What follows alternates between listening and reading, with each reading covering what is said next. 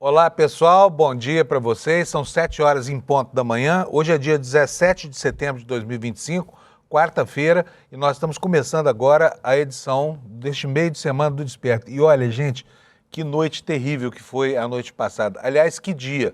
Vai entrar para a história como o dia em que os picaretas tomaram conta da República definitivamente. Aconteceu de tudo lá em Brasília, né? Olha, Eduardo Bolsonaro, aquele deputado antipatriota, né, aquele lesa-pátria, que está lá nos Estados Unidos fazendo campanha contra o Brasil, foi indicado líder da minoria, numa indicação muito estranha, patrocinada pelo PL, que é o partido da quadrilha golpista, como todo mundo sabe. Ao mesmo tempo, a Câmara dos Deputados, ontem, num esforço hercúleo para juntar quórum, conseguiu aprovar a PEC da blindagem em 2 turnos. A votação só não terminou ainda porque faltam 2 destaques que devem ser votados agora na quarta-feira. E o pior, hein? Essa PEC foi aprovada, inclusive, com 12 votos do PT, tá? Proselitismo é excelente, mas na hora H a coisa desanda, né? Como se vê aí. Tá? É claro que não é culpa do PT sozinho, mas é indiscutível, né, que votos em uma emenda que tem por objetivo, aliás, uma emenda não, um conjunto de emendas que tem por objetivo blindar bandidos com mandato parlamentar é um absurdo, isso não deveria acontecer, né? Enfim, é um dia, aliás, foram 10 votos aqui, né? Não foram 12, foram 10 votos. Isso tudo só acontece em país que não é sério, não é possível, né? Mas aconteceu ontem em Brasília. E vai ser pior porque hoje nós temos a anistia, talvez entrando na pauta aí. Dizem as más línguas que os votos do PT foram dados num acordo para não aprovar a anistia. E ainda assim, se for isso, vai sair muito cara a rejeição dessa proposta de anistia do Bolsonaro, que por inconstitucional pode ser brecada, inclusive, pelo Supremo Tribunal Federal. Então é isso. Só para que você tenha uma ideia da dimensão do estrago, o projeto de lei do imposto de renda, né, que vai isentar quem ganha até R$5.000 de pagamento de imposto de renda, esqueceram ontem na pauta. Assim como esqueceram também aquele projeto que visa diminuir a conta de luz para 60 milhões de brasileiros. Quer dizer, é um congresso vigarista, um congresso de picaretas, e eles ontem ganharam o jogo, né? E demonstraram que não estão brincando com o poder. O poder serve para quê? Para proteger essa gente. E hoje nós vamos mostrar como é que aconteceu esse processo todo, tá bom? Como vocês podem ver, é um dia que começa com um humor muito ruim no Brasil, o Brasil que a cada legislatura fica pior, né? O Brasil que a cada legislatura fica pior. Só para lembrar uma frase de Lula, 40 anos atrás, 300 picaretas, vai longe o tempo em que eram só 300, né? Pelo placar de ontem são pelo menos 344. É sobre isso que nós vamos falar no programa de hoje, tá bom? Desculpe aqui o baixo astral, mas é muito difícil a gente acordar e achar que está tudo certo num país em que isso tudo está acontecendo, tá? Principalmente essa afronta, né? Além da construção desse paradigma de impunidade dessa PEC da blindagem, essa história de nomear um sujeito com a vileza de um Eduardo Bolsonaro, líder do grupo minoritário no Congresso, ou seja, daquele grupo que se opõe ao governo federal, e esse grupo terá como o seu grande representante um deputado que está faltando sistematicamente as sessões, que marcou pela última vez o ponto na Câmara no mês de março, no começo do mês de março, e se escafedeu para os Estados Unidos, onde faz essa campanha abjeta contra o Estado brasileiro e contra a população brasileira. Olha, o Eduardo Bolsonaro foi uma espécie enfim, foi plantado em São Paulo pelo Bolsonaro, pelo pai, para se eleger por aqui. Ele tem vínculo nenhum com São Paulo. Ainda assim, fez a maior votação entre todos os candidatos do Brasil. Por quê? Porque estava ali cacifado pelo pai, né? O eleitor paulista deve estar muito arrependido da escolha que fez, sabe? E se não está muito arrependido, é porque é sócio do Trambique. Então vamos lá? Deixa eu chamar meu querido amigo Alex aqui. Bom dia, Alex. Bom dia, Panunzio. O Alex hoje está preocupadão, gente. Por quê? Porque vai ter River Plate diante do Palmeiras, lá na Argentina. Não é isso, Alex? Isso mesmo, Panunzio. Bom dia, primeiramente, comunidade. Bom dia, Panunzio. Hoje é um dia muito importante para a história do futebol brasileiro. História, que nem diz o Eduardo Moreira. Eu tô sendo tô aumentando um pouco só pra dar aquela emoção de um palmeirense, mas é brincadeiras à parte. Hoje, 9h30, teremos o jogo entre Palmeiras e River Plate lá no MAS Monumental. Lembrando que o estádio passou por uma reforma e vai contar com mais de 82 mil torcedores argentinos, então vai ser uma pedreira aí pela frente. Lembrando que o Palmeiras em 2020 enfrentou o River Plate lá na Argentina, lá naquela época da pandemia e tudo. O Palmeiras ganhou de 3-0 lá. E aqui perdeu de 2-0. Foi um jogo que eu tava voltando da faculdade, fiquei muito em choque, fiquei muito atento à situação, porém hoje, tomara que se repita aquele placar de 3-0, porém vai ser uma pressão enorme. A gente tem que aproveitar para que o time do River Plate não tá 100% encaixado e tentar uma vitória fora de casa para trazer essa classificação aqui no Allianz Parque, Panuso. Se prevalecer a tradição, né? Porque aí nesse duelo Palmeiras e River Plate, quem está jogando em casa sempre perde. É o que tem acontecido nos últimos jogos, né? Isso. Então, torcer para que hoje o Palmeiras consiga passar por ele, né? Mas como diz aqui o Alex, não vai ser fácil. E o que mais que nós temos? Alex, deixa eu te fazer uma pergunta. Que história é essa que tem infiltração do... Eu sei que isso não é novidade, tá bom? Mas agora surgiu a informação de que um dos lavadores de dinheiro do PCC emprestou, cedeu, alugou, não sei, um imóvel para os jogadores, para alguns jogadores do Corinthians usarem. O que é isso? Que diabo de coisa que tem a ver com o PCC com o Corinthians? Então, Panuso, o Ministério Público aqui de São Paulo está apurando se o Corinthians utilizou o imóvel do traficante vulgo alemão, que ele tem ligação com o PCC aqui na zona leste da capital. O que acontece, Panuso? O Corinthians utilizava o imóvel desse traficante para aluguel dos seus jogadores. Entre eles está o Rodrigo Garro, o Fausto Vera, que não está mais no clube e está atuando no Atlético Mineiro, e recentemente o Thales Magno. Lembrando que eles não são suspeitos, mas o Ministério Público, o promotor quer que eles sejam testemunhas sobre o ocorrido e o que é o promotor Cássio Roberto Concerino, para se manifestarem como testemunhas. Então, Panuso, o Corinthians também afirmou que está à disposição da justiça para colaborar com a situação. Então, o clube utilizava apenas o imóvel desse traficante alemão para aluguel dos seus jogadores. Então, o Ministério Público quer entender um pouco mais dessa situação envolvendo o clube paulista, Panuso. Isso, o aluguel se fala é moradia, né? Eles viviam lá nesse imóvel, é isso? Isso, lembrando que né? Os jogadores, quando são contratados, a maioria não tem uma casa fixa, eles alugam um imóvel para passar o contrato assim. Então era essa intermediação entre o Corinthians e esse traficante que o Ministério Público quer apurar um pouco mais sobre o caso e entender o que acontecia, Panuso. Pois é, gente, olha aí, o futebol é igual a tudo na sociedade, está sujeito também a todo tipo de influência, né, nefasta que acontece. E é bom lembrar que o Gritzbach, que foi aquele sujeito que foi morto lá no aeroporto de Cumbica, também tinha ligações aí, né, indiretas que fossem, com uma empresa que fazia assessoramento esportivo no Corinthians. O nome da empresa é UJ Football Talent, né? Sim. Então é a segunda vez e começa a pipocar, né? E aí a gente vê, olha, as coisas que estão acontecendo com um olhar de incredulidade, né? Porque quando a gente vê o PCC atuando como máfia, agora já não se fala mais em crime organizado, se fala como máfia mesmo, porque né, foram 2 execuções cinematográficas aí, essa que aconteceu no fim do ano passado, lá no aeroporto de Cumbica, e agora o assassinato do Dr. Rui, que foi delegado-geral de polícia lá na Praia Grande, né? Foram cenas de filme de gangster, né?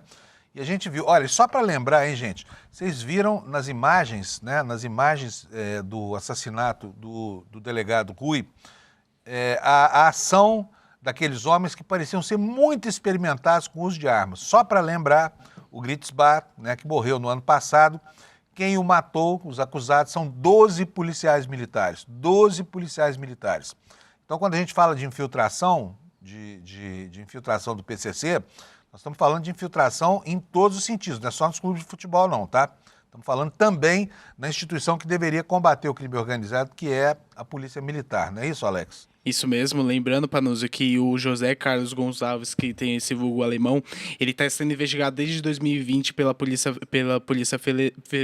pela Polícia Federal pela Operação Rei do Crime, porque ele tem a suspeita de lavagem de dinheiro para o primeiro comando da capital, que é o PCC. Então, tudo essas investigações é para apontar tudo atrelado a ele e vamos apurar e verificar as próximas informações sobre esse caso, Panuso. Beleza, maravilha, Alex. Obrigado, viu? Estamos bem informados. Gente, são 7h10. Vamos aqui para a previsão do tempo. Logo, logo eu vou ler as manchetes para vocês. Vou começar hoje aqui pela foto do satélite. Vocês veem que, olha, aqui embaixo, ó, no canto direito, tem esse monstrengo aqui, que é um centro de baixa pressão, que está gerando tempo ruim com reflexo aqui no Brasil. Por isso aqui, olha, nessa região aqui, entre a área de baixa pressão e a área de alta pressão, vai chover hoje, tá? Eu vou mostrar para vocês aqui no mapa ilustrado como é que vai se dar a interferência dessa frente fria aqui na nossa região. Olha, no sudeste nós vamos ter chuvas aqui em São Paulo, né? Chuvas de tempestade entre São Paulo, Triângulo Mineiro, sul de Minas e o estado do Rio de Janeiro, especialmente na região da Serra da Mantiqueira. Então, essa região toda está sujeita a chuvas hoje. E está vindo aí uma frente quente, né? Uma massa de ar quente que vai aumentar a temperatura nos próximos dias. Só lembrando, o inverno termina oficialmente na segunda-feira, dia 22. Aí nós vamos entrar na primavera, e a primavera já começa quente esse ano. O que não significa necessariamente que nós vamos ter um verão quente, porque nós estamos, segundo os climatologistas, em ano de laninha, né? E aqui na região norte do Brasil nós temos um outro alerta de tempestade envolvendo todo o estado do Amazonas, nortão do Mato Grosso, Rondônia e o Acre. Vai chover, chuvarada nessa região aí, alimentando também as nascentes dos rios da calha sul do Amazonas, que andaram com seu nível muito baixo, né? E deixa eu só dar uma olhadinha aqui na temperatura para vocês, para que a gente saiba o que vai acontecer, o que está acontecendo nessa região que está mais sujeita à instabilidade. Só deixar aqui formar a página do mapa do Instituto Nacional de Meteorologia, porque aí eu posso ver para vocês aqui as temperaturas direitinho das capitais. Pronto, está pronta aqui a página. Deixa eu levar aqui. Olha, o sul do país está sem chuva, essa faixa inteira aqui, olha, que começa lá no Rio Grande do Sul e termina no Rio Grande do Norte, né? É uma zona hoje onde a chuva não deve acontecer.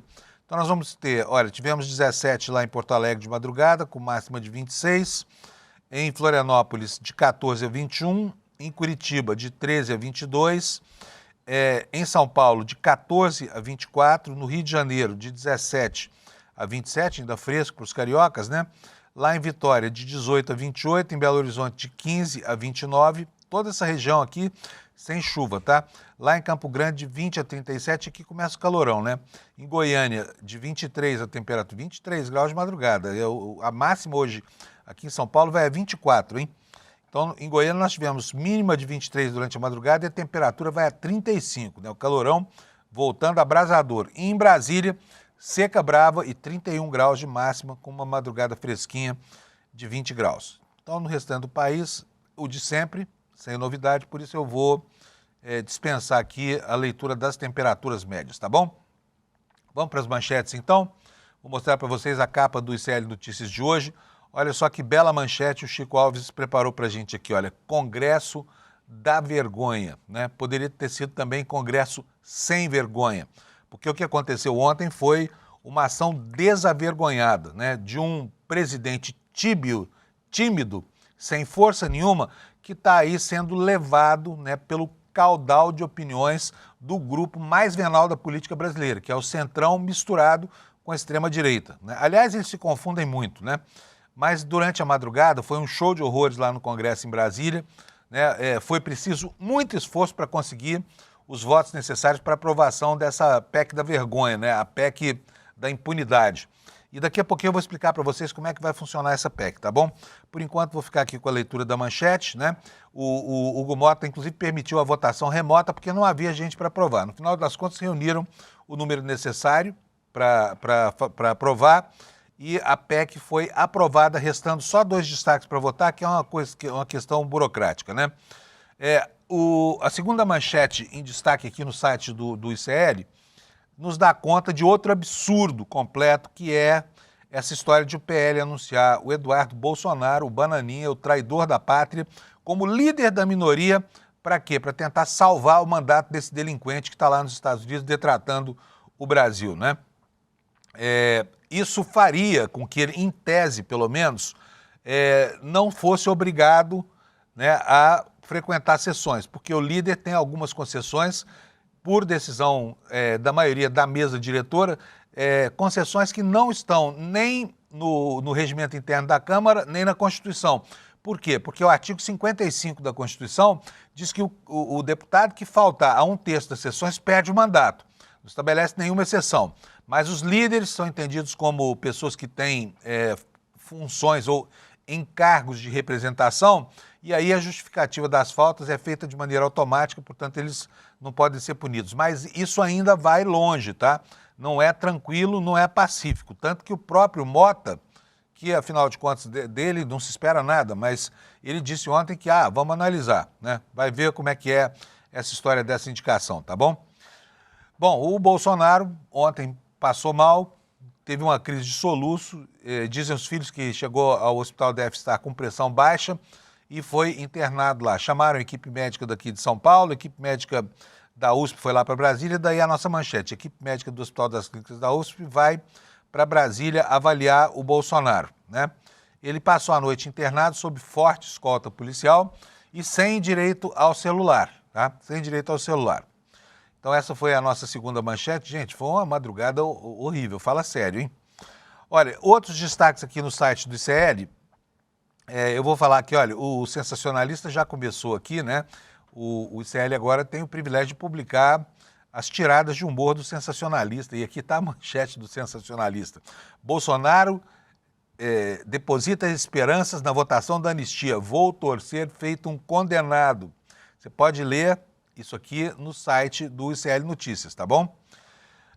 E os juristas alertando aqui, como último destaque, que a PEC da blindagem é inconstitucional. Será que vai adiantar alguma coisa? Mais uma vez o Congresso afrontando o Supremo Tribunal Federal, e é por aí que a gente vai começar a ver as coisas que aconteceram ontem. A primeira notícia equivale à nossa primeira manchete, Congresso da Vergonha, Congresso sem vergonha, como você quiser ler isso. Eu vou ler aqui para vocês. A Câmara dos Deputados aprovou em segundo turno o texto base da proposta de emenda à Constituição que prevê autorização da Câmara ou do Senado para o Supremo Tribunal Federal processar deputado ou senador, a chamada PEC da impunidade. Foram 344 votos a favor e 133 contra o texto em segundo turno. Para concluir a votação, os deputados ainda precisam analisar 2 destaques que podem alterar alguns pontos da proposta. Votação ocorrerá em uma outra sessão, em data ainda a ser definida, mas pode ser hoje, tá? Pode ser hoje ainda. No começo da madrugada dessa quarta-feira, o plenário rejeitou por insuficiência de quórum a exigência de votação secreta para a Câmara ou Senado decidirem se o parlamentar pode ser processado criminalmente pelo Supremo. Foram apenas 296 votos a favor do voto secreto, quando o mínimo para manter a regra é de 308 votos. Portanto, pelo menos isso não passou, né? E por uma diferença muito pequena, só 12 votos faltaram, para vocês terem ideia do que o Congresso está aprontando, né? O deputado Gilson Marques, do Novo de Santa Catarina, deu argumentos contra o voto secreto, como a falta de transparência, a dificuldade do eleitor saber como pensa seu representante, menos responsabilidade do parlamentar e incentivo à corrupção. Qual a vergonha de apresentar o seu voto? Qual a vergonha de defender a sua posição, de atuar como representante se o voto é sigiloso? Questionou ele, né? E logo após a votação do destaque, a sessão do plenário foi encerrada. Esse aqui é o relator, tá? Lendo aqui essa proposta indecorosa que passou ontem, né? Tornando muito mais difícil para o Congresso processar um parlamentar. Antes de dizer exatamente o que muda, eu quero mostrar para vocês como é que foi o encaminhamento dessa proposta ontem lá no Congresso. A questão do sigilo foi a que calou mais fundo, né? Essa que não teve os votos suficientes para se fazer aprovar. Mas eu quero mostrar para vocês um dos discursos contrários à proposta, justamente do deputado Glauber Braga, que para chamar a atenção do plenário para o absurdo que estava sendo proposto ali no pacote desse relator, do deputado Cajado, ele criou um estratagema, foi para a tribuna com pano preto. Olha só o que fez o Glauber Braga ontem. Roda para nós, Alex, por favor. Eu não quero desrespeitar o regimento, Então eu pergunto ao senhor, eu posso fazer um discurso com a minha cara coberta aqui para o conjunto dos parlamentares desse plenário? É possível, presidente, que eu faça um discurso com a minha cara coberta enquanto falo? É contra o regimento eu fazer isso, presidente? Glauber, segundo a orientação aqui da equipe, isso é contra o regimento. Presidente, então eu pergunto, é contra o regimento subir à tribuna e fazer um discurso com a cara tapada, como deputado secreto? Mas não é contra o regimento, não é contra a Constituição, não é contra a legislação votar secretamente. Se um deputado cometeu um estupro, não é contra o regimento e contra a Constituição votar secretamente. Se um deputado foi pego em flagrante cometendo um homicídio. É duro, né? Felizmente não passou, não tiveram cara de pau suficiente para aprovar isso que o Glauber tentou evitar ontem, porque é um absurdo mesmo. Se o regimento não permite ao parlamentar ocultar o rosto por trás de um pano preto, por que o eleitor pode não saber do que o seu próprio parlamentar fez de maneira secreta lá na sessão, né?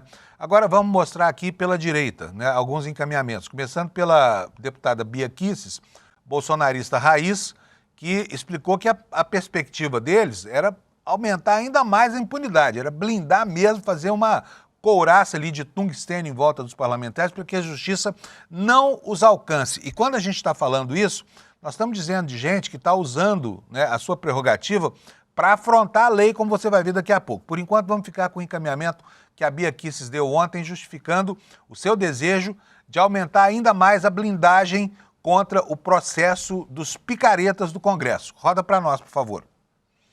O que nós queríamos com esse resgate das nossas prerrogativas é que realmente o parlamento fosse respeitado, que fosse colocado na PEC, que as nossas palavras, opiniões, em qualquer meio, inclusive digital, na internet, não pudessem ser violados. Então o texto está contrário, muito aquém do que a gente entende que deveria ser. Mas nós vamos orientar contra a retirada de pauta, porque pelo menos já se garante minimamente as nossas prerrogativas, minimamente. Prerrogativa, deputada Bia Kicis, para espalhar fake news e mentir publicamente. É isso que vocês querem, né? E é isso também que denunciou a deputada Thalíria Petroni, do PSOL, que ao encaminhar lá a votação, perguntou, mas gente, e cadê o restante da pauta que interessa? Onde é que está a questão da isenção do imposto de renda para quem ganha até 5 mil? Onde é que está o projeto que vai isentar, que vai reduzir a tarifa de energia elétrica de 60 milhões de brasileiros pobres? Vamos lá, com a deputada Thalíria Petroni agora. Alex. Isso não pode significar a noção que querem colocar na Constituição de que o parlamentar pode tudo, inclusive cometer crimes de ódio, crimes contra a vida, e só serem processados criminalmente com autorização dos próprios parlamentares, numa lógica corporativista que não interessa à democracia. Nossa federação, presidente, quer avançar com as agendas que o Brasil precisa. E eu pergunto para Vossa Excelência, quando nós vamos votar aqui o mérito da isenção do imposto de renda para quem ganha até 5 mil reais, beneficiando 20 milhões de brasileiros? Vamos votar logo o MP, que garante que 60 milhões de brasileiros possam ter a sua conta de luz mais barata? Não, essa PEC não é a agenda que o Brasil precisa, nem que a democracia precisa. Pois é, o pessoal estava tiririca da vida ontem, né, com essa proposta aí. Vamos ouvir agora a deputada Fernanda Melchiona falando quem é que busca proteção desse artifício aprovado ontem pelo Congresso. Mostra para nós, Alex, por favor. É a unidade entre golpistas e corruptos. Golpistas que querem se vingar do Supremo Tribunal Federal pelas corretas decisões que vem tomando, em sentenciar aqueles que estiveram diretamente envolvidos na trama golpista, mas também entre corruptos que temem as sanções que estão por vir, teve um deputado que teve a coragem de subir à tribuna para dizer que não tem deputado nenhum sendo investigado por crime de corrupção, que seria tudo uma perseguição aos supostos patriotas, aos bolsonaristas. Não, senhor. Há alguns bons deputados que estão envolvidos sim em escândalos de corrupção, inclusive o do orçamento secreto.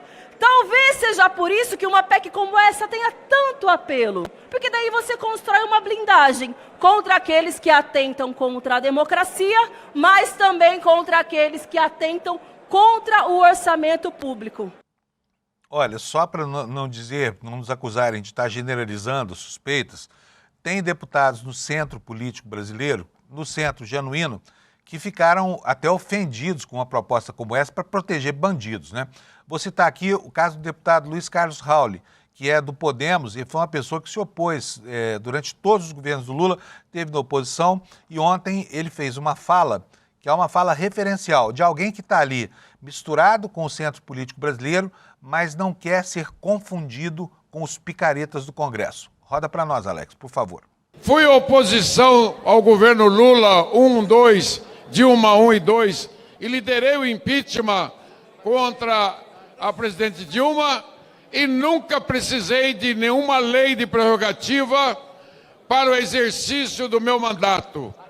Sempre fui um parlamentar autêntico, um verdadeiro brasileiro na defesa do interesse público. Nunca precisei da proteção da lei mais do que o cidadão tem. Por isso eu estou contra qualquer privilégio, qualquer prerrogativa que o parlamentar honesto não precisa. Um parlamentar honesto não precisa da proteção de uma lei espúria que dá a ele poderes que não são concedidos jamais ao cidadão comum, né? E que poderes são esses? O poder de mentir, o poder de ludibriar o eleitor, o poder de espalhar mentiras de maneira dolosa. É exatamente isso que esses parlamentares querem. Vou dar um exemplo para vocês. Aliás, vou dar 2 exemplos de péssimos parlamentares que querem fazer uso disso para se proteger das aleivosias que falam, ou seja, para se protegerem de si mesmos, a começar pelo tal Cabo Gilberto Silva do PL. Roda, Alex, por favor. Observe, antes de rodar a matéria, por que esse cara está buscando proteção. Roda aí, vamos lá. Eu lá na Paraíba, no segundo turno das eleições de 22, era deputado estadual, tinha sido eleito deputado federal, fazia campanha para o presidente Bolsonaro. E aí falei que Lula defendia o aborto, falei que Lula era a favor de ditadores. Aí o que foi que fizeram? O grupo que defendia o descondenado Lula entrou com ação contra a minha pessoa. Caiu aonde? No TRE da Paraíba, não. Caiu no TSE, está lá até hoje.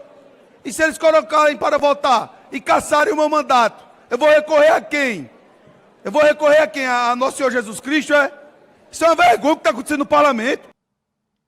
Ou seja, o pilantra quer ganhar a eleição espalhando mentira, dizendo que Lula é a favor do aborto. É uma mentira clássica, é fake news. Isso foi, inclusive, objeto já de deliberação do Tribunal Superior Eleitoral e ficou muito claro que isso é uma inverdade clássica. Então, o que esse Cabo Gilberto quer? Ele quer se proteger das besteiras, das bobagens que ele falou, né, das aleivosias que são lançadas para ganhar uma eleição no tapetão, porque ganhar uma eleição mentindo não é bonito para ninguém, né? A não ser para esses pilantras que não têm o que defender da sua dignidade pessoal. Então ficam se escondendo da justiça usando esse anteparo legal que eles mesmos inventaram ontem.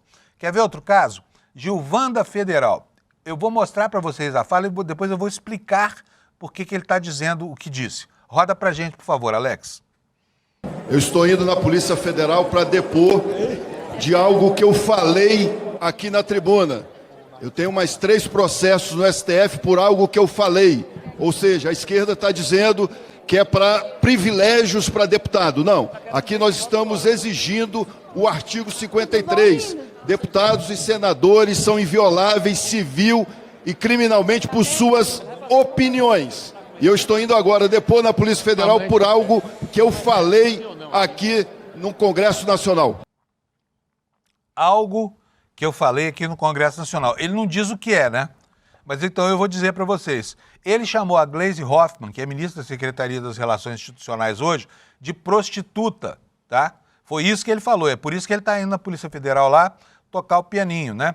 Responder pelas bobagens que falou. Então, o cara quer ter o direito de chamar a colega, ministra de Estado, uma pessoa respeitável, do que ele quiser, né? Chamou de prostituta, tá? Não usou essa palavrinha bonita, usou aquela outra bem feia, né? E é tão mau elemento esse sujeito que ele já foi, inclusive teve um mandato suspenso pelo Conselho de Ética da Câmara. Quer ver só? Vou lembrar aqui para vocês, olha, em maio passado, tá? A gente tem memória curta, mas eu estou aqui para lembrar para vocês. Olha, Hugo assina suspensão do mandato da Gilvanda Federal após ofensas à Gleice. O Conselho de Ética aprovou na terça-feira 6, né, nesse caso aqui é 6 de maio passado, né, a suspensão cautelar. Esse mau elemento ficou 3 meses fora do Congresso. Olha aí, ó, Gilvanda Federal. Pega a bandeira do Brasil e bota no ombro como se fosse, assim, defendê-lo, né, do conceito que esse cara goza. Agora, eu fico pensando aqui, o eleitor que vota num sujeito como esse merece o deputado que tem, né?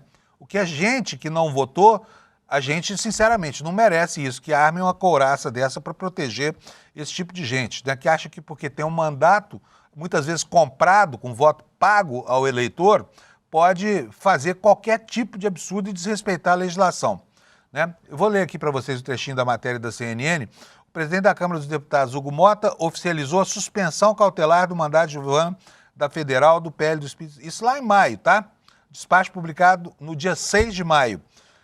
O despacho dizia o seguinte, olha, considere-se o deputado Gilvanda Federal suspenso cautelarmente do exercício do mandato por 3 meses nos termos da decisão do Conselho de Ética e Decoro Parlamentar desse documento. Então nós temos aí 2 bons exemplos. Um confessando que fez fake news, que quer imunidade para falar que o Lula é a favor do aborto, e o outro que xingou a colega de prostituta, né, a ministra de prostituta, e teve, de tão ficha suja que é, o mandato suspenso por decisão de um Conselho de Ética, que é o Conselho de Ética da Câmara, tá? Não estamos falando de uma Câmara de Gás, do Tribunal de Nuremberg, não. Estamos falando do Conselho de Ética da Câmara, que é absolutamente leniente com posturas, inclusive antirregimentais dos deputados, né? Então é isso. Agora vamos ver o que muda a partir da aprovação desse projeto, porque é muito importante a gente saber aonde é que as coisas vão se complicar no Brasil nas próximas semanas, nos próximos anos, talvez, né? Caso isso não sofra uma volta, não vai acontecer, tá? Não vai acontecer. Isso vai vigorar, vai ter gente reclamando ao Supremo, com certeza. O Supremo está numa posição dificílima aí, porque é uma decisão, né, dos parlamentares que diz respeito às próprias prerrogativas parlamentares. Então, provavelmente, isso aqui vai prevalecer, tá? Como é que é? Bota para nós na tela, por favor, a projeção. Como é que fica o julgamento dos deputados e senadores? Eles passam a ser julgados só pelo Supremo Tribunal Federal. Não é a partir do momento que começa o mandato, é desde a expedição do diploma, tá? Que acontece normalmente 2 a 3 meses antes de começar o mandato. Ou seja, foro privilegiado para eles. Como é que serão as prisões e os processos criminais? Os membros do Congresso simplesmente não podem mais ser presos. Só em flagrante delito e ainda assim de crime inafiançável. E também não podem ser processados, nada disso sem prévia autorização da Casa Legislativa. Então isso aqui vale para a Câmara, vale para o Senado, mas vale para as 27 Assembleias Legislativas do Brasil. São 26 e mais a Câmara Legislativa do Distrito Federal, né? Vale para todo mundo. É uma quantidade incrível de gente sujeita a esse tipo de privilégio aqui. A licença para processar, que deve ser expedida pela Casa Legislativa. A autorização para processar deve ser deliberada em até 90 dias, por votação secreta. Isso aqui não passou, tá? E por maioria absoluta. Mas a vontade deles é que a votação fosse secreta e a autorização para o processo necessitaria de maioria absoluta. Ou seja, uma minoria absoluta poderia muito bem conseguir bloquear qualquer tipo de investigação, inclusive de deputados, né, que cometem crimes gravíssimos, como, por exemplo, estupro, assassinato. Tem gente que, por exemplo, lá tem 2 notórios deputados que atropelaram gente, estão lá na Câmara até hoje, né? Então tudo isso serve para esse tipo de gente aí. Vamos ver lá. Suspensão da prescrição. Se a licença for negada, né, para processar, então pelo menos a prescrição fica suspensa enquanto durar o mandato. O prazo prescricional não corre, porque se continuasse correndo, ao final do mandato, muitos dos crimes teriam sido prescritos, né? E como é que vai acontecer a prisão em flagrante, né? Olha, a Câmara tem 24... A Câmara não, a Casa Legislativa, tá? Qualquer uma, as Assembleias, a Câmara, o Senado, tem 24 horas para definir por voto secreto, era o desejo, não passou, sobre a prisão e a formação da culpa. E olha, e aqui tem mais uma aberração, tá? Que são essa história dos novos julgados pelo STF, os novos que vão ser julgados pelo Supremo Tribunal Federal. Por exemplo, Valdemar da Costa Neto, presidente do PL. A partir de agora, passa a ter também a prerrogativa de foro, ou seja, presidentes de partido com representação parlamentar terão direito ao mesmo privilégio de se tornarem cidadãos inimputáveis. Se você está contente com isso, parabéns para você, o seu fígado deve ser de chumbo, né? Porque o meu está aqui revirado e cheio de bile, de raiva mesmo, de uma gente tão perniciosa quanto esses deputados, 344, que tiveram a coragem de apresentar um projeto absurdo como esse, né? Licencioso como esse. Tá? Pode tirar da tela para mim, Alex, por favor? Então é isso, você já sabe tudo o que aconteceu. A gente vai dar sequência aqui ao noticiário, porque tem muito mais coisa para falar, né? Olha, ainda sobre isso tem isso aqui, olha. No site do ICL Notícias também. Os juristas estão alertando que essa PEC da blindagem é inconstitucional, né? Vamos ver o que diz aqui a matéria escrita pelo Kleber Lourenço. A proposta número 3, que é o nome científico dessa PEC da impunidade, voltou à pauta da Câmara dos Deputados com esse substitutivo e esse substitutivo gerou fortes críticas dos meios jurídicos. O texto altera dispositivos da Constituição, os artigos 53 e 102, ampliando as prerrogativas dos parlamentares. Os dois principais pontos do substitutivo, que foi aprovado ontem, reforçam a blindagem, né? Mais juristas afirmam que o substitutivo retoma mecanismos de blindagem que já foram superados pela Constituição de 88. Por quê? Porque a Constituição buscou equilibrar as relações entre poderes. Em um parecer enviado à coluna, o jurista Marco Aurélio de Carvalho, que é coordenador do Grupo Prerrogativa, aquele grupo de advogados progressistas e garantistas, destacou que o texto invade as atribuições exclusivas da Justiça. Diz aqui o Marco Aurélio. O problema é que o projeto pretende não só controlar eventual prisão em flagrante ou cautelar de parlamentares, mas pretende, por assim dizer, controlar a própria formação da culpa. Ao falar em formação da culpa, ele está substituindo uma função que é do judiciário. Essa emenda ofende a tripartição dos poderes, que é cláusula pétrea. Carvalho foi além e ressaltou que o Congresso não pode se colocar como árbitro de questões que pertencem ao judiciário. Ele disse o seguinte: a proposta cria um modelo em que o legislativo, que deveria legislar, passa a decidir se um processo deve ou não seguir adiante. Isso não é papel do parlamento, é papel da justiça. E quando se tenta alterar essa lógica, o resultado é a desfiguração de quem? Do Estado Democrático de Direito. O constitucionalista Pedro Serrano, outro progressista, outro do Grupo Prerrogativas, reforçou essa crítica, chamando a atenção para o desequilíbrio institucional que essa medida provoca.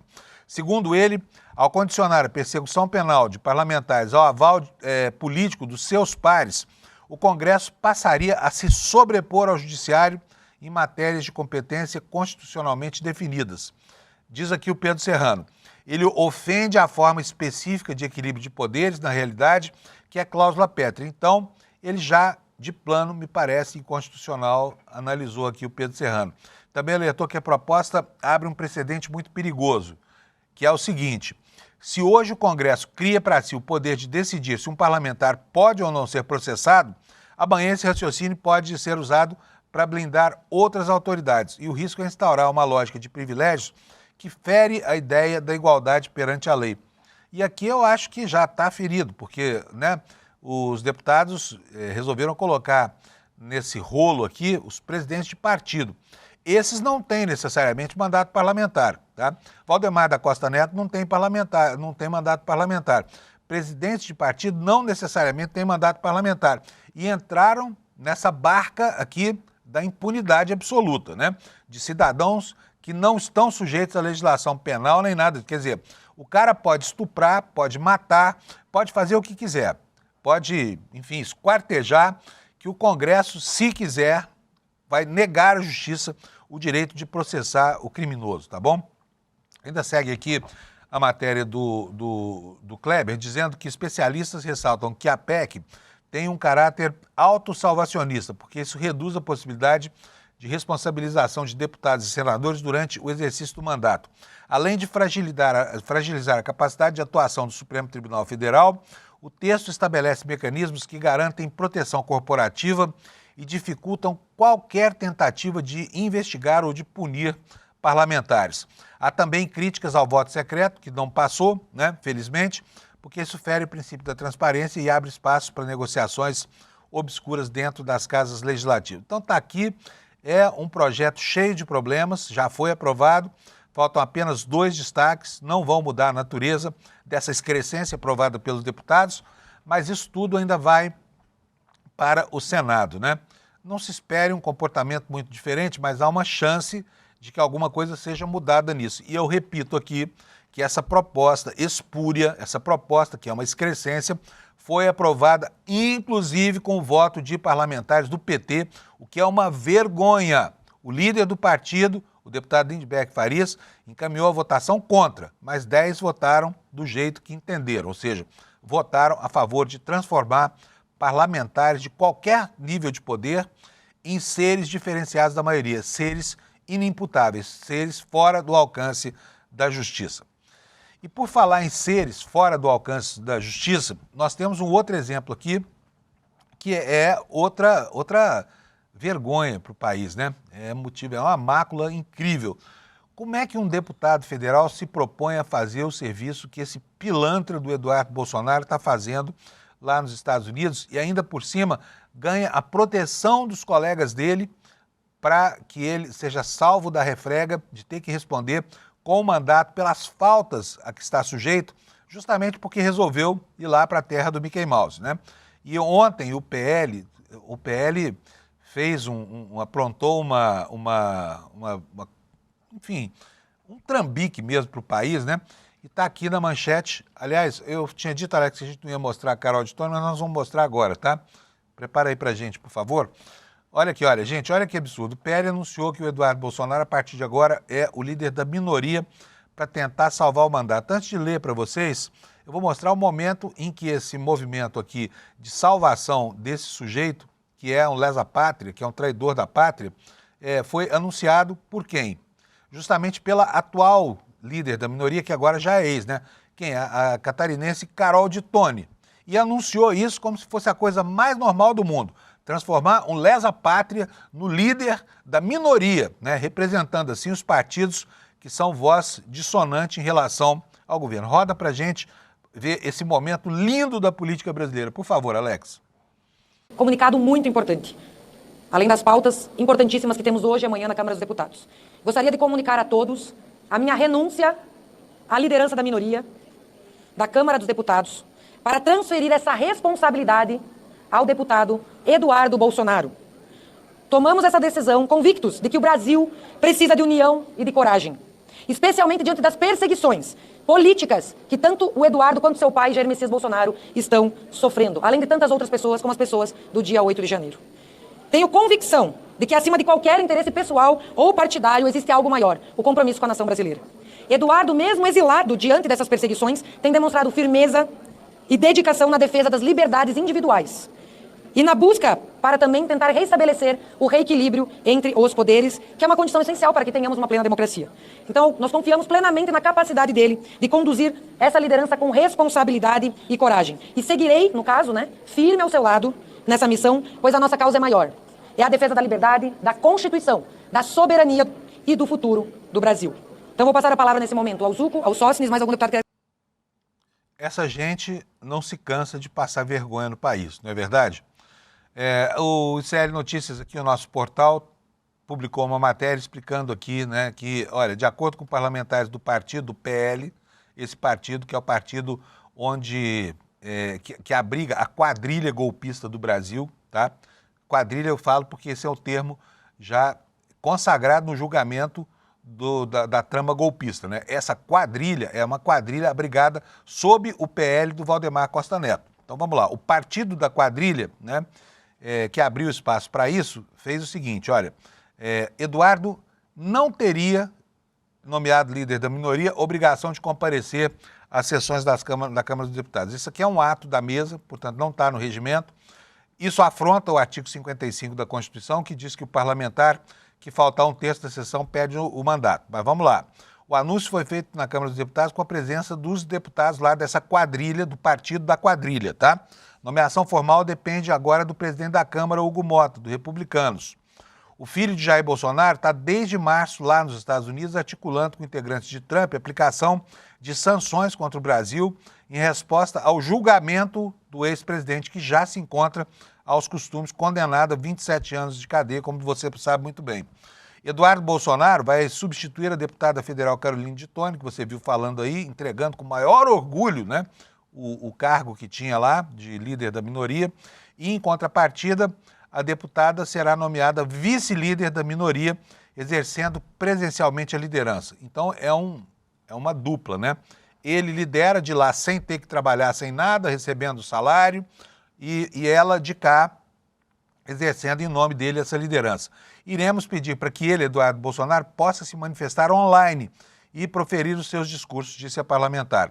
Tomamos essa decisão convictos de que o Brasil precisa de união e coragem, principalmente diante das perseguições políticas que Eduardo e seu pai estão sofrendo, disse a deputada, essa excelência de deputada chamada Caroline de Toni. O líder da oposição continua sendo Luciano Zucco. Então tem o líder da minoria e o líder da oposição, né? Ambos têm voz na tribuna e ambos têm cargo de representação.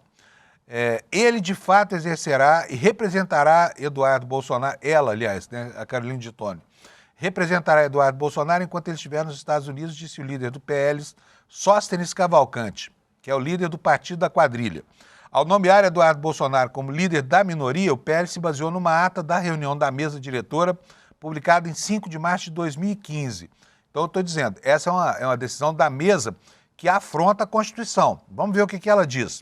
O documento diz que a mesa considerou por unanimidade, na ocasião, que ficam justificadas ausências de registros de membros da mesa diretora e de líderes de partido que, em razão da natureza das suas atribuições, não precisavam registrar presença. Isso lá, foram buscar um caco de 2015, tá? Deputados do PL dizem reservadamente que a ação é um acordo com o Mota, a quem cabe a nomeação de um novo líder após a indicação do maior partido oposicionista, que no caso é o PL, que tem 88 deputados, né? Aliados de Mota, porém, não confirmam esse acordo até o momento. Mas como Mota é um presidente fraco, tíbio, né? Provavelmente ele vai assinar isso aqui referendando essa manobra terrível, né? Que macula o parlamento, mas eles não estão nem aí para moralidade, para o decoro. Faz tempo que eles não ligam para isso, né? Publicamente, Sóstenes disse que comunicou a Mota sobre a nomeação de Eduardo na noite de segunda-feira, só que não entrou em detalhes sobre se o presidente da Câmara avalizou ou não a condução. De acordo com a assessoria de imprensa de Hugo Mota, não houve acordo com o presidente da Câmara. E a nomeação do líder é feita de forma automática, ou seja, não cabe aval da mesa diretora. O líder do PT na Câmara, Lindbergh Farias, disse à Folha que há a possibilidade de o partido judicializar o caso. Se concretizarem isso, vamos pedir no plenário e até na Justiça contra essa isenção de faltas dos líderes da mesa, porque isso é um absurdo e é mesmo um absurdo, né? E o que disse o Hugo Mota sobre isso? O fraco Hugo Mota. O fraco Hugo Mota disse que vai analisar a decisão de conduzir Eduardo Bolsonaro à liderança da minoria. Vamos ler aqui um trechinho da matéria que está no Valor Econômico. O presidente da Câmara dos Deputados, Hugo Mota, disse que irá conversar com as bancadas e com a oposição sobre a indicação do lesa-pátria Eduardo Bolsonaro, que mora nos Estados Unidos, ao cargo de líder da minoria. O que ele disse? Tenho que registrar que a escolha de líderes não depende da presidência da casa, já tirando o seu corpinho fora, né? Isso é um caso atípico. Vamos conversar com a oposição, com as bancadas e faremos a análise, disse Hugo Mota durante sessão de votação nesta terça-feira, dia 16. A deputada Thalíria Petroni, do PSOL, disse que já apresentou um ofício ao presidente da casa, solicitando que ele negue a indicação de Eduardo Bolsonaro à liderança sob o argumento de manobra para impedir a perda do mandato por faltas, né? E aqui eu vou chamar a sua atenção para um artigo que eu mesmo escrevi para o portal dos Jornalistas pela Democracia. Quero ler aqui para vocês, para que vocês tenham uma ideia do custo que representa a vagabundagem do Bananinha, que agora, né, volta aí reconduzido para... A matéria está aqui, ó, reconduzido pelos seus colegas lá do partido da quadrilha à condição de líder da minoria. Saiba quanto custa a família golpista que não trabalha e recebe do PL dinheiro que é do fundo partidário. E dinheiro do fundo partidário é dinheiro do contribuinte brasileiro, né? Vamos lá, olha, Eduardo Bananinha, R$1.200.000 para suas férias golpistas. O deputado Eduardo Bolsonaro, que está foragido nos Estados Unidos desde o início do ano, recebeu sem trabalhar neste 2025 R$ 139.098,57 como pagamento de salário entre janeiro e março. A Câmara informa que desde abril estão sendo efetuados descontos pelas faltas enquanto ele segue em sua campanha antipatriótica lá junto ao governo Trump. No site da Câmara não está especificado quanto é que foi pago, tá? A gente precisa conferir no futuro se existe a confirmação de que está sendo descontado mesmo, porque lá simplesmente não existe informação nenhuma. Bananinha, como ele é conhecido, também já recebeu este ano R$ 12.759 de auxílio moradia de janeiro a março, é o que está lá no site da Câmara. Mas as despesas do deputado golpista são muito maiores quando comparadas às chamadas verbas de gabinete utilizadas para pagar cabos eleitorais, locações de carro, compras de combustível e outras despesas de representação. Por exemplo, né, impulsionamento na internet, contratação de assessoria e consultoria de mídia, essa coisa toda. A grande fonte de renda da família Bolsonaro, qual é? É exatamente o fundo partidário do PL, que é dinheiro público, tá? É dinheiro público. E é custeado pelo pagador de impostos. O PL, aliás, paga quase todas as contas que tem só com essa fonte, ou seja, com o dinheiro do fundo partidário. Portanto, quase tudo é tudo, tá? Vem do bolso do contribuinte. Você está pagando essa conta aqui. Olha, o partido dos Bolsonaro, sabe quanto já recebeu esse ano do fundo partidário? É brincadeira, é dinheiro que não acaba mais. R$ 98.870.946,13 de janeiro a agosto. Em dezembro, essa conta, somando todo o dinheiro do fundo partidário, vai chegar a R$ 170 milhões, 170 milhões, tá? Para custear os 88 conspiradores que o partido mantém lá na Câmara Federal. Aí o que acontece com uma fração desse recurso? Uma fração desse recurso vai para a família Bolsonaro, que vive como parasita, mamando na teta do contribuinte por intermédio do Partido Liberal. O aluguel da casa de Michele e Bolsonaro é custeado pelo partido desde 2023, quando Bolsonaro voltou da sua temporada na Flórida. Na época, o partido informou que o aluguel seria de R$ 12 mil. Esse valor, corrigido pelo IPCA, eleva a alocação para R$ 13.500 por mês. Só que isso é só o valor do aluguel, porque o partido também paga outras despesas, como, por exemplo, o condomínio e o IPTU, né?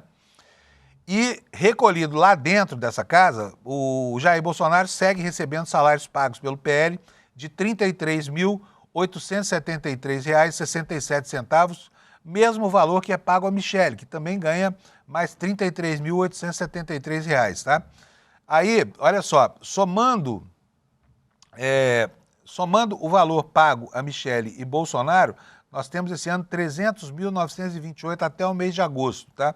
O pessoal já ingressou com uma representação perguntando ao TCU se a casa de um sujeito que está preso e não trabalha e o salário dele podem continuar sendo pagos, né, com dinheiro público, porque afinal de contas é dinheiro do contribuinte, ainda que o PL seja um partido que gerencia a aplicação desse recurso, né? E essa tese de que o mau comportamento dos políticos não merece acolhida nem dentro do partido está lá expressa também no regimento do PL, que diz o seguinte, lá no artigo 44, inciso 10º, agir com improbidade, não pode, hein? O que fala esse artigo? Que o parlamentar, o filiado ao partido não pode fazer. O que ele não pode, segundo o texto do regimento do PL, tá?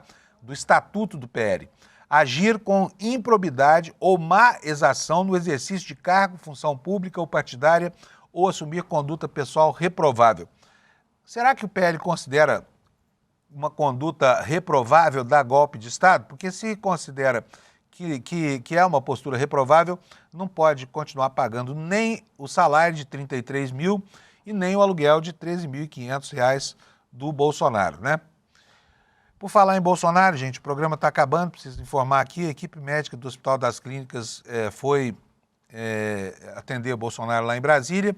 O que ele teve ontem, pelo que se informou, foi uma crise braba de soluço. Ele tem problemas digestivos por causa das cirurgias múltiplas a que já se submeteu. Teria chegado ao hospital ontem com uma crise de soluço brava e também com pressão baixa, né? E aí veio essa equipe daqui de São Paulo para analisar o estado de saúde do presidente. E a matéria aqui no portal do ICL explica que essa equipe está viajando para Brasília, o Bolsonaro foi levado na terça de tarde ontem às pressas para um hospital, sob escolta forte dos policiais. Segundo o senador Flávio Bolsonaro, apresentando crise de soluço, vômito e pressão baixa. No último domingo, o ex-presidente foi ao hospital DF-Star para remover lesões da pele. Exames feitos no domingo mostraram que Bolsonaro tem um quadro de anemia por deficiência de ferro, não é nada, não vai morrer por conta disso, e resquício de uma pneumonia recente. A pneumonia é por broncoaspiração. Por quê? Porque esse quadro de refluxo acaba fazendo com que alguma coisa vá parar no pulmão dele. A gente deseja que o Bolsonaro tenha muita saúde mesmo, né? Porque ele tem 27 longos anos de pena para pegar pela frente e vai precisar ter saúde ótima para isso, né? Como você sabe, ele foi condenado a 27 anos e 3 meses de prisão, né? Vamos passar aqui, olha, o Flávio Bolsonaro está dizendo mais. No Estadão está dizendo que o ex-presidente vai permanecer internado e pediu uma trégua ao ministro Alexandre de Moraes. O que tem a ver uma coisa com a outra? O Alexandre de Moraes, por acaso, é médico para dar trégua para paciente? Vamos lá para a notícia aqui no Estadão. Senador Flávio Bolsonaro, PL do Rio de Janeiro, afirmou que o ex-presidente Jair Bolsonaro chegou a ter falta de ar e vômito a jato antes de dar entrada no hospital DF-Star. Segundo o senador, o ex-presidente passará a noite, já passou, né, sob observação médica. A crise de soluço acomete o ex-presidente desde a última cirurgia, pela qual passou em decorrência da facada lá de 2018, durante a campanha eleitoral. De acordo com o parlamentar, esses soluços aumentaram nos últimos dias e na manhã desta terça 16 provocaram o travamento do diafragma e falta de ar. Os filhos disseram que ele chegou a ficar 10 segundos sem respirar, né? Eu, por exemplo, tenho apneia noturna, também fico 10 segundos sem respirar e no dia seguinte acordo às 4 da manhã e venho trabalhar. Vamos lá. Na saída do local após a visita ao pai, o parlamentar atribuiu o mal-estar à decisão da primeira turma do Supremo que condenou o ex-presidente a 27 anos de prisão por planejar um golpe de Estado. Em seguida, o que fez o Flávio Bolsonaro? Pediu trégua ao ministro Alexandre de Moraes, a quem se referiu como terrorista. Terrorista por quê? Porque engaiolou o pai, que é um golpista, né? Queria fazer um pedido de público. Até terrorista dá trégua quando tem guerra. Então quero pedir para o terrorista aí dar uma pausa um pouco, diz o senador. Aliás, a trégua é boa, porque agora o Bolsonaro pode ficar em casa 27 anos sem ter que fazer absolutamente nada, né? Ainda tem as aposentadorias e tem o salário do PL. Flávio, você quer trégua maior do que essa para o seu pai? Devia estar comemorando isso. Mas o Flávio também relatou que o pai se queixa constantemente da condenação, é a reação de uma pessoa normal que sabe que é inocente, é a tensão o tempo inteiro que fazem sobre ele, esse linchamento que sofreu no Supremo. E aqui eu faço uma pausa, só para lembrar para vocês aqui o seguinte: toda vez que se vê acossado por uma situação negativa, que aliás ele mesmo criou, Bolsonaro baixa o hospital, né? Será que não tem uma interferência do quadro emocional desse sujeito com as manifestações que ele apresenta, né? Nós vamos saber ao longo dos próximos dias aí. Mas olha, o Moraes, só para lembrar para você, infelizmente não é médico. E a trégua que o Flávio Bolsonaro pretende para o pai, precisa pedir ao corpo clínico lá do Hospital DF-Star, que é quem cuida da saúde dos doentes, tá certo? Gente, olha, faltou falar aqui ainda, e eu vou falar rapidamente sobre o assassinato do ex-delegado, doutor Rui, né? O ministro Lewandowski, da Justiça, ofereceu a ajuda da Polícia Federal. O Derrite, que é o secretário de Segurança de São Paulo, disse que não precisa. Ontem mesmo disse que já identificaram 2 suspeitos. Um deles, falou, para surpresa de ninguém, era um sujeito que com várias passagens na polícia por roubo, tráfico e foi, inclusive, menor infrator. Mas não apresentou os nomes e não apresentou suspeitos. E também não houve nenhuma prisão por enquanto, né? Então, vamos aguardar o desfecho disso. Só para lembrar, quando houve a outra execução do Gritzbach, que era o grande lavador de dinheiro do PCC, houve o indiciamento de 12 policiais militares servindo ao crime organizado, tá bom? O restante das informações você tem daqui a pouquinho no N1 e eu agora preciso fazer o nosso comercialzinho, porque, gente, olha, o Despertar tá chegando, vai ser sexta e sábado, tá? Ainda dá tempo de comprar seus ingressos. Os ingressos para os camarotes lá no Vibra já estão esgotados, mas aproveita hoje, porque se você quer participar desse grande evento aqui promovido pelo ICL, daqui a pouco não tem mais ingressos, tá? Porque o auditório não cabe tanta gente assim que tem manifestado interesse, tá? E aqui, olha aqui, ó, despertar2025.com.br, despertar2025.com.br. É aqui que você vai comprar o seu ingresso, então faça isso rápido, porque senão você corre o risco de não ter como entrar lá no auditório da Vibra, tá bom? Gente, bom dia para vocês, obrigado pela audiência, vem aí o N1 para aprofundar a discussão de todos esses temas que nós tratamos aqui e ampliar ainda o escopo temático para você. Bom dia, boa quarta-feira, amanhã, 7 da manhã, estamos de volta aqui. Tchau. Salve! Eu sou Chico Pinheiro, estou aqui com uma novidade que me enche de orgulho. Importante, a revista digital, revista Liberta. É um espaço novo de jornalismo com profundidade, coragem e compromisso com a verdade, para quem não aceita mais ver as coisas pela superfície. Na revista Liberta, toda semana, você vai encontrar análises críticas sobre política, cultura, atualidades e os grandes temas de nosso tempo. Artigos exclusivos, escritos por um time de peso que pensa o Brasil e os tempos em que vivemos com independência.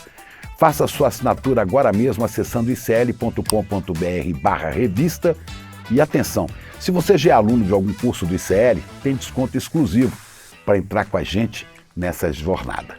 E venha com a gente, a informação de verdade é a base da liberdade. Revista Liberta, ICL em profundidade. Só o conhecimento liberta.